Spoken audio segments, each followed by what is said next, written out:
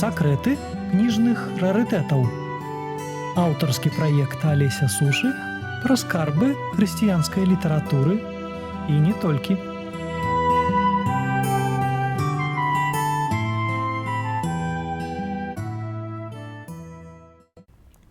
Ці бачылі вы калі-небудзь гравюры Напалеона Орды?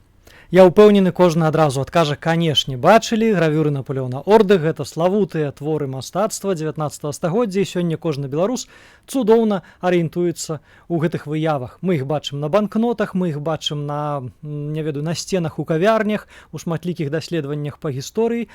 Але што, калі я вам скажу, што ніколі вы гравюры Напалеона Орды ў сапраўднасці не бачылі? Хвала Хрысту! Шаноўныя слухачы і гледачы, сёння мы пагаворым пра тое, што не існуе. Адзін з, я не ведаю, можа не міфаў, але не вельмі карэктных, так бы мовіць, адно з вельмі некарэктных уяўленняў, которое існуе і вельмі распаўсюджанае ў беларускім грамадстве, гэта тое, што Напалеон Орда пакінуў у выніку сваёй творчай дзейнасці для нас вялікую колькасць цікавых і вельмі каштоўных гравюр. Адразу скажу, гэта няпраўда. Як гэта так, вось сёння мы паспрабуем разабрацца. Мы ўжо з вамі ведаем, што Напалеон Орда пражыў проста надзвычай нечаканае, складанае, супярэчлівае жыццё. Пры гэтым ён застаецца для нас прыкладам аптымізму, надзеі, і дазваляе ісці наперад. Я усіх заклікаю зірнуць вось нашу папярэднюю перадачу з гэтага цыклу, прысвечаную якраз таму самому пазітыву ад Напалеона Орды.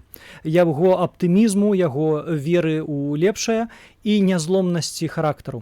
Упэўнены, што для нашага часу вось гэты прыклад якраз Напалеона Орды, які, нязважаючы ні на якія ліхалецці і цяжкасці свайго жыцця, а іх было шмат і проста для большасці непераадольных, ён ішоў наперад. Не канфрантаваў, не змагаўся, не супрацьдзейнічаў, не спрабаваў зламаць тыя ветракі, вось ветраныя мельніцы, млыны, як кажуць, але ён ствараў. Ён увесь час знаходзіў тое месца, дзе ён можа зрабіць нешта не насуперак, не паламаўшы, не пабіўшы, а стварыўшы.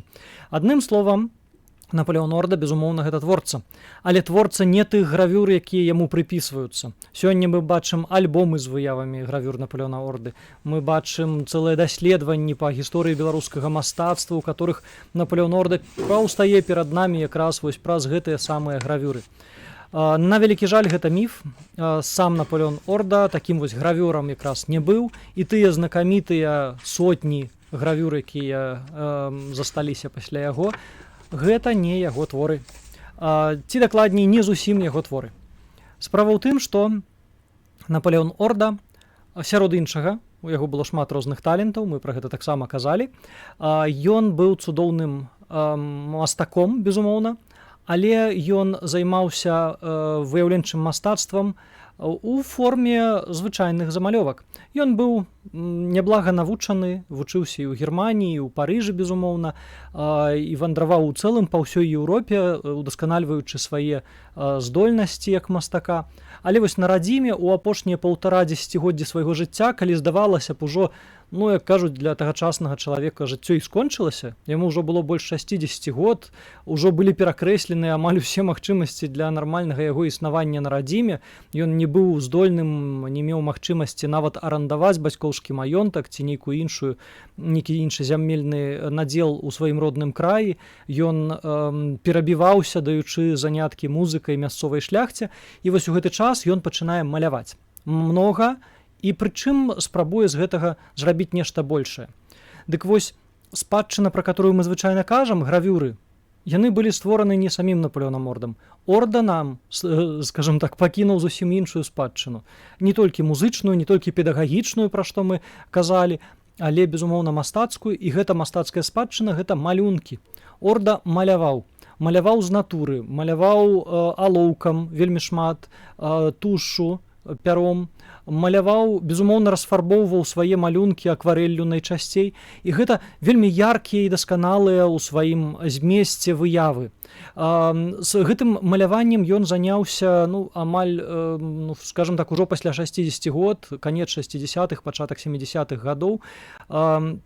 Трошкі пазней сам Наполеон Орда ў лісце да яшчэ аднаго знакамітага нашага земляка Ігната Дамейкі згадваў і дзяліўся сваімі ўспамінамі. Я працытую: «Пасля вяртання мне ў галаву прыйшла шчаслівая думка наведаць нашу правінцыю, так дарагую нашаму сэрцу, але так мала вядомую нашым суайчыннікам. Вандруючы з алоўкам у руцэ, я намаляваў рэшткі нашай мінушчыны і цывілізацыі». І вось гэта якраз вельмі важны такі пасыл. Наполеон Орда маляваў не проста вось нейкія выпадковыя незвычайныя аб'екты, да, прыгожыя архітэктурныя збудаванні ці нейкія такія вось яркія, так бы мовіць, як бы сёння сказалі, турыстычныя аб'екты. Не зусім. Гэта не так. Ён маляваў нашу гісторыю, нашу мінушчыну, нашу цывілізацыю, як ён піша. Ён спрабаваў захаваць у візуальным вобразе тыя месцы сілы, так бы мовіць, нашага народа, якія маюць выключнае значэнне для разумення нашага народа ў кантэксце гісторыі. Гэта былі фактычна, такая была ілюстраваная гісторыя нашай айчыны. Наполеон Орда па сутнасці здолеў гэта зрабіць. Мы павінны зразумець, што гэта быў за час. Гэта канец 60-х, 70-х гады, перыяд пасля сапраўды вядомага паўстання 1863 года, калі шмат што мянялася. Мы разумеем, што большасць шляхты нашай мясцовай, гэтаксама як і інтэлігенцыя, шматлікія гараджане падтрымалі гэтае паўстанне. У пераважнай большасці яго падтрымлівалі каталікі, у меншай ступені праваслаўныя, у тым ліку з ліку колішніх уніятаў. І гэта не магло не выклікаць рэакцыю. Пасля задушэння паўстання, безумоўна, удар быў нанесены якраз вось па гэтых катэгорыях: па каталіках, па шляхце, па інтэлігенцыі. І гэта прывяло да таго, што гэта рэальнасць, мы гэта цудоўна ведаем са шматлікіх дакументаў, што каталіцкія манастыры закрываліся, шляхта масава выязджала з беларускіх земляў у эвакуацыю, а кагосьці проста высылалі ў Сібір, на ўсход. Маёнткі гэтыя раздаваліся новым чыноўнікам, якія прыязджалі на нашу зямлю. Многія старыя каталіцкія манастыры перадаваліся праваслаўнай царкве, перабудоўваліся пры гэтым, безумоўна, мяняліся алтары, іканастасы ўводзіліся, старыя многія элементы страчваліся, і мянялася ўсё аблічча нашага краю. Мяняўся знешні выгляд вось гэтага незвычайнага, дзіўнага, нечаканага для ўсіх краю. Дзіўнага як для суседзяў з усходу, так і для суседзяў з захаду. Для суседзяў з захаду, для палякаў, наш край быў некім нечаканым такім вось спалучэннем усходніх хрысціянскіх і заходніх хрысціянскіх традыцый, да, традыцый колішняй Русі і традыцый Рэчы Паспалітай. А тое самае бачылі ўрэшце і нашы суседзі з усходу, якія нечакана для сябе адкрывалі нейкія, напрыклад, гатычныя праваслаўныя храмы, якіх нідзе ў больш праваслаўным свеце няма. Мноства замкаў, которых зноў жа далей на ўсход ад Беларусі не знойдзеш. Ну і гэтак далей. І вось гэта непаўторнае аблічча нашага краю пачало мяняцца. Наполеон Орда, як мы бачыў, ён спрабаваў зафіксаваць непаўторныя асаблівасці гэтай зямлі у той сітуацыі, калі іншымі сродкамі гэта было амаль немагчыма. Ужо на той момант нельга было пісаць там ці перажываць за закрыцця касцёлаў, да, ў публічнай прасторы, ці выезду шляхты. Нават працы па гісторыі Беларусі амаль ужо не выдаваліся, да і слова Беларусь было выведзена з ужытку, заменена на паўночна-заходні край, там ці нейкія іншыя найменні. Вось. І толькі ў мастацкай форме можна было нешта такое яшчэ пакінуць. Таму для нас надзвычай каштоўнымі з'яўляюцца якраз вось альбо творы мастацкай літаратуры, у тым ліку, напрыклад, падарожжы, рамантычныя падарожжы сучаснікаў. Можам згадаць вандроўкі па маіх былых ваколіцах Уладзіслава Сыракомлі, альбо падарожжа па Палесе і беларускім краі Паўла Шпілеўскага, можам згадаць Вілію і яе берагі Канстанціна Тышкевіча, ну і цэлы шэраг вось вядомых на той час і ўжо сёння таксама неблага вядомых твораў краязнаўцаў таго часу. Але былі і мастакі, якія рабілі прыблізна гэтую ж справу. Яны фактычна малявалі нешта, што важнае для іх, да, і спрабавалі гэта папулярызаваць. Орда зрабіў мноства малюнкаў. Гэта не дзесяткі ці сотні, якія вось мы ведаем па альбомах, па даследаваннях кажучы пра гравюры, сапраўдных малюнкаў Напалеона Орды значна больш. Іншая справа, што мы іх амаль не ведаем, мы імі не карыстаемся, толькі рэдкія навукоўцы сёння пра іх трошкі, скажем так, ведаюць. Магу, напрыклад, прывесці лічбы. Толькі па адной гарадзенскай губерні, да которой адносіліся і Варацэвічы, дзе Орда нарадзіўся, на той час гарадзенская губерня ўключала цэнтр захад сённяшняй Гродзенскай вобласці і таксама захад і цэнтральную часткова частку Берасцейскай вобласці, да, то есть яна даволі вялікая была. Вось 144 малюнкі Напалеонам Ордам былі створаныя толькі па гэтай губерні. З іх 34 малюнкі гэта ўласна горадня. Далей у нас на другім месцы хіба Мінская вобласць, там 60, ці лепш сказаць, Мінская губерня, там 64 малюнкі. 50 малюнкаў па Віленскай губерні, 35 па Віцебскай і 15 па Магілёўскай губерні. А да таго ж Напалеон Орда вельмі хутка пачаў пашыраць геаграфію свайго малявання на межы суседніх тэрыторый па-за межамі сённяшняй Беларусі. І, безумоўна, у сферу яго зацікаўлення ўтрапілі фактычна ўсе нашы суседзі. Шмат малюнкаў ёсць прысвечаных землям сённяшніх Літвы, да, Віленскі край найперш, Латвіі, гэта у большасці Латгалія, усходняя Латвія, которая пазней уваходзіла ў склад Віцебскай губерні. Вот Краслава, напрыклад, Даўгавпілс, сённяшні тады Дзвінск, і іншыя, да, населеныя пункты, палацы, касцёлы выяўленыя былі Напалеонам Ордам. Расія, безумоўна, да, вось прылеглыя тэрыторыі Беларусі да Беларусі па суседству з нашай сённяшняй тэрыторыяй. Украіна, натуральна ж, да, асабліва Валынь, Кіеўшчына, гэтыя землі вельмі шырока былі прадстаўленыя ў малюнках Напалеона Орды. Ну і Польшча. То есть вот кола мы замкнулі, усе нашы суседнія дзяржавы па контуру вакол Беларусі трапілі ў сферу, так бы мовіць, яго інтарэсу. І як сам Напалеон Орда згадваў, ужо ў 1878 годзе, гэта прыблізна пасля 10 год такога актыўнага малявання, ён ужо пабываў у сваіх падарожжах у 9 губернях і зрабіў 800 малюнкаў. А ў далейшым ён яшчэ і пашырыў свае падарожжы, наведаў Галіцыю, якая тады ўваходзіла ў склад Аўстра-Венгрыі, і ў гістарычную каралеўскую Прусію, там, дзе сёння Калінінградская вобласць, да, старажытная Прусія, на той час таксама ўжо існавала пруская дзяржава, і там таксама вандраваў наш Напалеон Орда, рабіў замалёўкі. Карацей кажучы, вот велічэзная колькасць малюнкаў, больш 1000, вядома толькі на сёння, которые захаваліся, гэтых малюнкаў было створана Напалеонам Ордам за апошнія 15 гадоў свайго жыцця. І гэтыя малюнкі надзвычай цікавыя. Гравюры, которые мы маем, былі створаныя Напалеонам Ордам таксама пры яго ўдзеле, але яны не былі, так бы мовіць, ініцыятывай, ну, скажем так, ці лепш сказаць, творам непасрэдна Напалеона Орды. Ён не быў гравёрам. Гравёрнае майстэрства гэта трошкі іншая, такая тэхнічная праца, мастацкая і тэхнічная адначасова. Перад табою ёсць выява, ты яе пераносіш на дошкі, з якіх робіцца гравюра. Напалеон Орда быў фактычна першым паспяховым майстрам пашырэння візуальнага такога матэрыялу па-за межамі у нашым рэгіёне. Перад ім спрабавалі некаторыя, да, ствараць падобныя творы.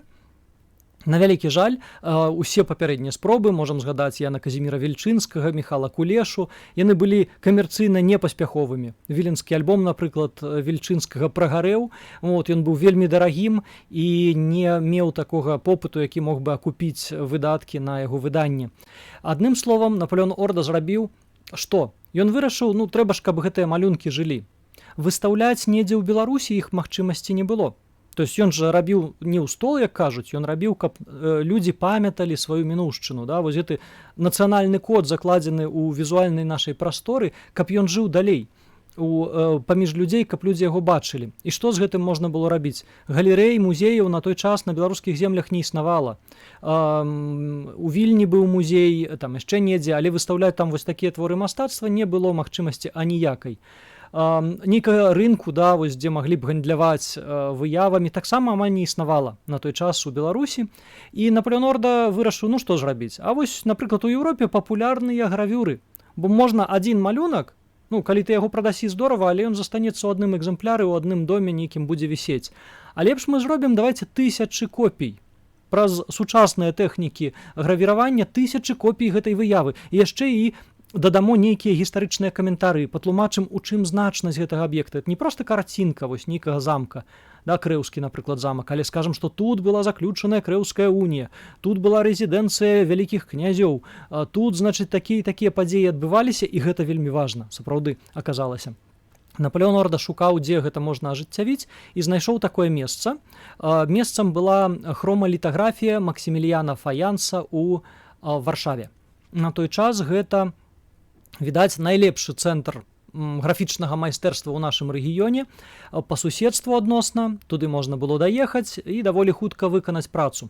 Патлумачым словы, што такое хромалітаграфія. Хрома – гэта значыць каляровая, значыць, у нас ужо каляровае нешта. Літаграфія, ад слоў літа – камень, графа – пішу. Значыць, графа – гравюра на камені. То есть асноваю для друку вось гэтых выяў, которые мы з вами ўсе ведаем, которымі карыстаемся, былі каменныя кліше. Каб вырабіць такія каляровыя гравюры, каляровыя адбіткі, неабходна даволі шмат працы. Па-першае, гэта камень, да, то есть, мы разумеем, як гравюра рэжацца на дрэве, да, нават на метале, да, там ёсць розныя тэхнікі, афорт, напрыклад, да, калі гравюра не пратраўліваецца пры дапамозе спецыяльных лакаў і іншых сродкаў на метале. А вось тут камень. Дык больш таго, у нас жа хромалітаграфія, значыць, каляровая, не будзеш жа на кожнае кліше каменнае, да, наносіць розныя вот эти элементики асобна новым колерам. Гэта фактычна будзе кожны раз новая карціна. Сутнасць гравюры ў тым, каб паскорыць працэс. І ў выніку для кожнага колеру трэба было рабіць асобны камень, асобнае кліше, на якое валікам, так, наносілася фарба, і потым гэтыя адбіткі па чарзе пераносіліся на адзін і той жа аркуш паперы. Напрыклад, там чорная фарба магла асобна наносіцца, потым якая-небудзь жоўтая, як варыянт, так, ці блакітная альбо зялёная. Значыць, мы з вами маем справу з новым відам мастацтва, якое распаўсюдзілася ўжо якраз у 19 стагоддзі. Хромалітаграфія на той час была яшчэ даволі рэдкай, дарагой, безумоўна, бо, вы разумееце, нават адзін камень зрабіць складана, такое нармальнае якаснае кліше, а шматколерныя, ды каб яны ідэальна сумясціліся, гэта трэба быць сапраўднымі прафесіяналамі. І вось у гэтай майстэрні, хромалітаграфічнай майстэрні Максіміліяна Фаянса сапраўды існаваў вось такі вельмі высокі ўзровень выканання. Яны фактычна працягвалі традыцыі французскай школы архітэктурнага пейзажу у графіцы і ў прыватнасці ў гравюрах. І майстар Алаізій Месіровіч выконваў працу па падрыхтоўцы саміх кліше вось гэтых самых гравюр. То есть не Напалеон Орда рэзаў гравюры, паўторымся, да? Былі спецыялісты, которые займаліся гэтай справаю. Тым не менш, сам Напалеон Орда вельмі пільна сачыў за падрыхтоўкай працы. Ён непасрэдна ездзіў кожны раз у Варшаву, не толькі каб адвесці свае малюнкі і забраць гатовы наклад да сябе, але і для таго, каб сачыць за працаю, дапамагаць, кансультаваць, падказваць. Справа ў тым, што на пачатку у яго ініцыятыву ніхто не верыў, і сам Напалеон Орда таксама сумняваўся, ці вось нешта з гэтага выйдзе, верагодна, а тым не менш вырашыў рызыкнуць. За ўласныя грошы, то есть ён заклаў уласныя грошы, у гэтую ініцыятыву сабраў нейкія сродкі з сям'і і знаёмых, ён уключыўся ў гэты працэс, то есть выдавецтвы на гэта не выдаткоўвалі грошы. Гэта была, па сутнасці, ініцыятыва ўласная і вельмі рызыкоўная. Тым не менш, Напалеон Орда вельмі разумна падышоў да гэтай справы, ён уклаў грошы, ён правёў маркетынгавую, як бы мы сёння сказалі, кампанію, запрасіў цудоўных рэкламшчыкаў, найбольш вядомых і аўтарытэтных журналістаў таго часу. Адным з такіх вось рэкламістаў, так бы мовіць, стаў, напрыклад, вядомы творца, журналіст, гісторык, папуліст таго часу, вядомы чалавек, которага сёння таксама мы звязваем і з беларускай культураю, Юзеф Ігнацый Крашэўскі. Вельмі вядомы і вельмі плённы. Шматтамовыя яго працы засталіся да нашых дзён. Ён непасрэдна падтрымліваў ініцыятыву Напалеона Орды, як і многія іншыя сучаснікі. Дык вось, фактычна, увязаўшыся ў гэтую ініцыятыву, Напалеон Орда сачыў за справаю, атрымліваў наклад гатовых гравюр да сябе дадому, фактычна, ну, не да сябе, нават да сястры, да Гартэнзіі Орды, якая жыла ў Пінску, і там жа фактычна знаходзіўся склад усёй прадукцыі вось гэтых самых гравюр. І ўсе замовы, заказы на гэтыя гравюры з усёй расійскай імперыі, з Аўстра-Венгрыі, з Прусіі і далёкіх таксама краін, той жа Францыі, Брытаніі, яны ўсе ішлі ў Пінск. І з Пінска рассылаліся па ўсім свеце цэлыя гатовыя альбомы. Орда выпускаў гравюры не па адной, не па тры, ён выпускаў такімі папкамі, тэчкамі, так бы мовіць, у которых было ад 20 до 40 гравюр, і яны агулам выйшла 8 такіх тэчак на працягу 10 гадоў ад 1773 да 1883 года. Над апошняй папкаю Орда працаваў, ну, фактычна ў апошнія дні свайго жыцця і нават памёр якраз вось у гэтым працэсе у часе выезду свайго да Варшавы, каб рыхтаваць вось чарговае выданне. Яму ўжо было пад 80, мы разумеем, што гэта на 19 стагоддзе ўжо вельмі салідны ўзрост, і ўсё адно ён жыў гэтай ідэяй. Ён спадзяваўся, што нашчадкі ацэняць, зразумеюць не столькі, можа быць, нават яго намаганні, колькі значнасць і каштоўнасць нашай мінушчыны, нашага краю, які ён бясконца любіў, гэта абсалютна відавочна. Для нас сёння трэба зразумець, што на вялікі жаль, вось саміх малюнкаў Напалеона Орды ў Беларусі не засталося. І ў гэтым якраз галоўная трагедыя і праблема. Мы сёння не маем вось той цудоўнай спадчыны. Справа ў тым, што малюнкі нашмат больш цікавейшыя, чым гравюры. Па-першае, яны больш дакладныя. Іх Напалеон Орда маляваў з арыгінала ў той час, як гравёр недзе мог памыліцца, нешта мог дафантазіраваць, і гэтага шмат. Часам это дробненькія нейкія элементы, ну, напрыклад, там людзі з'яўляюцца, жывёлы на фоне, дрэвы і гэтак далей, а часам даволі істотныя змены. Бывала, што мы бачым нават памылкі, калі, напрыклад, выява ў такім люстраным адбітку перад намі паўстае, то есть ненатуральна, вось вельмі моцна змененая. Адным словам, па-першае, малюнкі Напалеона Орды нашмат больш дакладныя. Па-другое, малюнкі значна больш разнастайныя. Калі гравюр Напалеон Орда паспеў выдаць 260, то малюнкаў больш 1000, намнога больш, праўда? Па-трэцяе, малюнкі значна больш жывыя, эмацыйныя і, канешне, тут дадамо яшчэ яны яшчэ больш яркія, шматфарбавыя.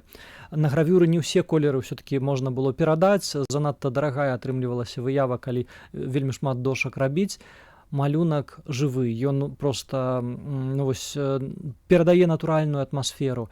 Орда здолеў стварыць фактычна канон такога жывапіснага пейзажу, гістарычнага пейзажу 19 стагоддзя для вось нашага рэгіёну Еўропы, і яго вобразы натхняюць. На вялікі жаль, мы іх не можам сёння пабачыць у Беларусі, бо літаральна вельмі хутка пасля смерці, яшчэ ў 70-х гадах пазамінулага ўжо 19 стагоддзя, вось гэту калекцыю малюнкаў сваякі Напалеона Орды перадалі ў адзін з найбуйнейшых тагачасных музеяў на землях сённяшняй Беларусі. На той момант музеі ўжо не існавалі, Лагойскі музей пераехаў у Вільню, але не ў Вільню, а ў Кракаў сваякі перадалі гэту калекцыю малюнкаў. 977 малюнкаў былі перададзеныя ў 1886 годзе, хутка пасля смерці. У 83-м ён памёр, у 86-м амаль 1000 малюнкаў пайшла ў Кракаў, і сёння яны застаюцца ледзь не найкаштоўнейшай калекцыяй мастацкіх такіх твораў гэтага музея. Сярод гравюр, гістарычных відаў, безумоўна, гэта найвышэйшая каштоўнасць, адна з найвышэйшых, прынамсі, каштоўнасцей гэтага музею, і яны самі гэта сапраўды прызнаюць. Ёсць яшчэ некалькі выяў такіх вось малюнкаў Напалеона Орды ў іншых калекцыях. 29 малюнкаў захоўваюцца ў Варшаве ў нацыянальным музеі. 2 малюнкі ў Асалінеуме, гэта нацыянальны такі інстытут захавання каштоўнасцей у Вроцлаве. 3 малюнкі ёсць у нацыянальным музеі Літвы ў Вільнюсе. Адным словам, вот яны раскіданыя па свеце, і ніводнага з іх няма ў Беларусі. Нейкія ёсць яшчэ ў прыватных калекцыях і ў некаторых іншых інстытуцыях. На вялікі жаль, у самой вось Беларусі ні аднаго малюнка няма, і большасць беларусаў іх ніколі ў жыцці, як кажуць, і не бачылі. Бачылі толькі гравюры. Пра гравюры мы можам асобна яшчэ сказаць. Іх як мы зразумелі, надрукавана было 260, і многія з іх сёння ёсць у Беларусі. Найперш у нацыянальнай бібліятэцы. Усяго там 313 адбіткаў, з якіх недзе даволі шмат дубляў. Калі пра арыгінальныя адбіткі казаць, то вось 190 выяў з іх адзін партрэт самога Наполеона Орды і 189 пейзажных такіх вялікіх гравюр. Яны, канешне, каштоўныя. Ёсць такія гравюры яшчэ і ў нацыянальным мастацкім, нацыянальным гістарычным музеі, у некаторых іншых калекцыях, але гэта, паўтаруся, не арыгіналы, гэта не малюнкі. Не тое, што стварыў сам Наполеон Орда. За гравюрамі, нагадаю, ён сачыў, ён іх замовіў, але не рабіў вось уласнымі рукамі, так бы мовіць. Малюнкі аднойчы толькі ў вялікай колькасці прыязджалі ў Беларусь. Гэта было ў 2017 годзе, на 210годдзе з дня нараджэння Наполеона Орды. Тады зрабілі цудоўную, мне падаецца, выставу. Добра яе памятаю, у нацыянальным мастацкім музеі, калі вось з Кракава больш 100 выяў прыехалі адмыслова, каб дэманстравацца ў Мінску, і гэта сапраўды проста цудоўна.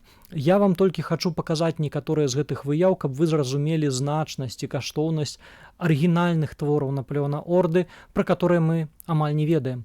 На іх мы бачым шматлікія храмы, каталіцкія, праваслаўныя, уніяцкія, пратэстанцкія малельныя дамы. Мы бачым пейзажы гарадскія, мы бачым шмат якія прыродныя куточкі, і, дарэчы, заўжды амаль у Наполеона Орды гістарычныя аб'екты, як бачыце, яны ў гармоніі знаходзяцца з прыродаю, ствараючы такое цэласнае, натуральнае, прыроднае атачэнне для нашай гісторыі. Мы тут бачым шматлікія палацы і замкі, разбураныя ці цэлыя. Многія з іх сталі асноваю для працы ў далейшым рэстаўратараў, бо на гэтых выявах мы бачым фактычна тое, чаго не дажыло да не то што нашых дзён, нават да канца 19-го, пачатку 20-го стагоддзя, калі ўжо пачалася такая актыўная фотафіксацыя. Ці пачалі многія іншыя мастакі таксама рабіць выявы гэтых жа аб'ектаў. Мы тут бачым, напрыклад, там Крэўскі замак, который быў вельмі моцна пацярпелы, разбураны ў выніку Першай сусветнай вайны, і который мы у найлепшым якраз варыянце можам бачыць яшчэ вось на малюнку Наполеона Орды. Альбо Геранёнскі замак, ад которага сёння невялічанькія зусім фрагменты засталіся, а вось у Наполеона Орды мы бачым значна больш, так бы мовіць. Многія з гэтых аб'ектаў Наполеон Орда падпісвае па мінулым іх статусе. Як мы разумеем, у 19 стагоддзі многія храмы змянілі канфесійную прыналежнасць, многія палацы пазбавіліся ўжо ранейшых уладальнікаў, стаялі ці запусцелыя, ці перададзеныя новым уладальнікам. Але паколькі Наполеон Орда апісваў гісторыю нашага краю, традыцыі гэтай зямлі, то ён вельмі часта казаў у сваіх подпісах да гэтых гравюр не толькі пра агульную значнасць, пра гістарычныя падзеі, важныя даты, якія звязаныя з гэтым аб'ектам, але звычайна называў гэтыя аб'екты так, як яны існавалі гістарычна, як яны ствараліся і доўгі час існавалі на нашай зямлі. Таму мы бачым, напрыклад, па-базыльянскі ці базыльянскі манастыр Святой Сафіі у Полацку, хаця ён на той час быў праваслаўным храмам, так, там спачатку была духоўная семінарыя праваслаўная, потым яна ў Віцебск пераехала, і заставаўся вялікі саборны храм, у далейшым працаваў у гэтым жа месцы. То у Наполеона Орды мы тут бачым, што і прыроднае асяроддзе прадстаўлена, і ў подпісе ўнізе абазначана, што тут мы бачым і у Полацку і рэкі Палата і Дзвіна, непасрэдна манастыр, вось, перад намі знакамітая Полацкая Сафія. Будынкаў манастыра мы ўжо з вамі не ведаем і не бачым. Так ці іначай, мы можам уявіць, наколькі Наполеон Орда імкнуўся перадаць, скажем так, значнасць і гістарычныя карані вось гэтых аб'ектаў, якія ён яшчэ на свой час бачыў, і многія з якіх мы сёння ўжо бачыць не можам. Упэўнены абсалютна, што гэта спадчына мусіць быць аб'ектам нашай цікавасці. Не толькі гравюры, которые, дзякуй Богу, ўжо вярнуліся ў такі шырокі грамадскі ўжытак, вядомы амаль усім беларусам, але мы павінны больш шырока папулярызаваць і арыгінальныя унікальныя творы самога Напалеона Орды. Маю на ўвазе найперш вось яго гэтыя малюнкі, звыш 1000 малюнкаў, якія дажылі да нашых часоў і патрабуюць больш уважлівага даследавання з боку айчынных навукоўцаў. Дзякуй Богу, ўжо ёсць такія даследаванні, ёсць цудоўныя некаторыя працы, да которых вас адсылаю. Звярніце на іх таксама ўвагу, але, паўтаруся, гэта толькі першыя подступы да разумення маштабу Напалеона Орды. Гэта не проста, паўтаруся, 2,5 сотні гравюр, часткі якіх няма ў Беларусі. Гэта звыш 1000 унікальных мастацкіх вобразаў, которые нясуць нам разуменне нас саміх у кантэксце гісторыі сусвету.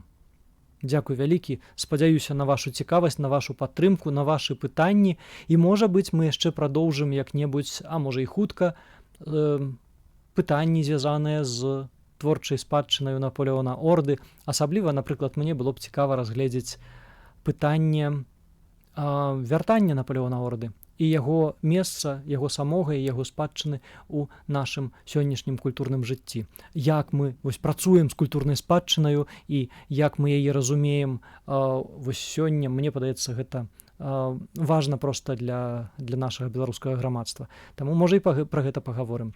Можа, у вас ёсць іншыя пытанні, прапановы, буду вельмі рады водгуку. Пішыце, калі ласка, мы, безумоўна, ўсё абмяркуем. Тэлефануйце таксама, звяртайцеся, будзем супольна працаваць. Дзякуй, да новых сустрэч.